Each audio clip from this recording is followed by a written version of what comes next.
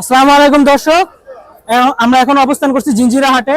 তো জিঞ্জিরা হাটে আমরা বর্তমানে আছি আব্দুল্লাহ মার্কেটের ঠিক বাঁ পাশে। বাবা, আপনার পরিচয়টা? আসসালামু আলাইকুম। আমার পরিচয় জেলা চুয়াডাঙ্গা, থানা আলমডাঙ্গা।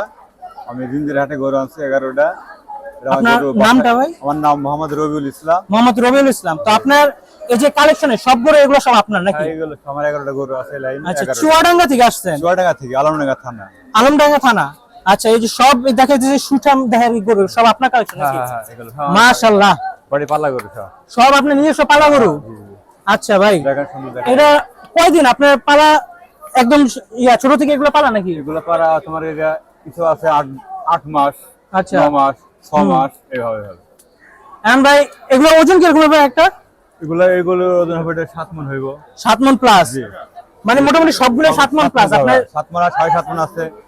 7 থেকে 7.5 মণের মধ্যে? জি, 7 থেকে 7.5। ভাই আপনি এওরে তেজা গরুতে লেজের যে পাওয়ার, এটা সব গরুর সুন্দর আছে। ভাই সব সুঠাম দেয়। রংগুলা কিরকম ভাই? চোখ দাদানো?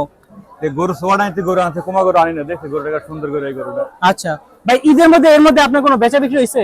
না, দাম লাগছে, তবে বেচা বিক্রি করি নাই। মানে এখনো বেচা বিক্রি হয় না? আজকে রাতে হয়তো বেচা বিক্রি হবে ইনশাআল্লাহ, আল্লাহ যদি রাতে চায়। দাম লাগছিল, আজকে দাম হচ্ছে, তবে আশা করা যায় সামনে রাত্রি আসতে বেচা কেনা করব।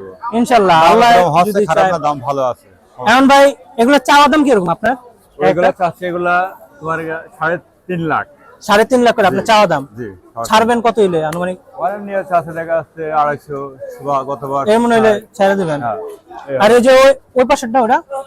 ওটার দাম চাচ্ছি 3,40,000। 3,40,000?